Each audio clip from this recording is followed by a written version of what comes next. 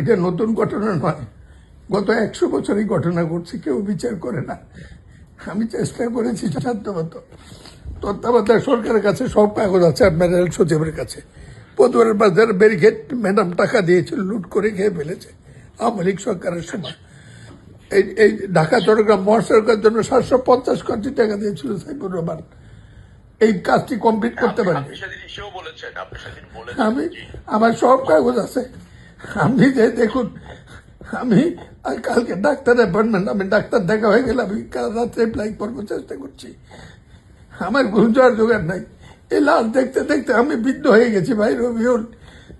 এই পদ্মের বাজারের রেলে ধানবি ব্যারিকেড আমি আমি আমি শান্তি পাবো জীবনে। আমি কেউকে নিতে পারি নাই। আপনি একটু দেখে আসেন। মির্জা ফখরুলকে একদিন নোয়াখালী যাওয়ার সময় দেখিয়েছিলাম, আপনি একটু দেখে আসেন, আপনি বুঝবেন এই দুইটাই একই জায়গা। রবিউল, আল্লাহ আপনার মঙ্গল করুক।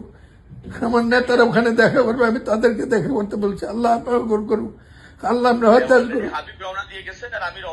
আমি আমি খুব খুশি হলাম, সারা দিয়েছেন। আমি আপনার কাছে ভিক্ষা চাই, এই দুইটা সমাধান আপনি করবেন। রবিউল, আপনি মির্জার সাথে কথা বলতে পারেন, তাকে 2 বার দেখেছি। কি মানবীয় মৃত্যু প্রত্যেক দিন দেখতে হয়। স্বাধীনতা, আল্লাহ আপনার সাহায্য করুক। জি জি জি, আপনি ধৈর্য ধরুন, যাচ্ছে।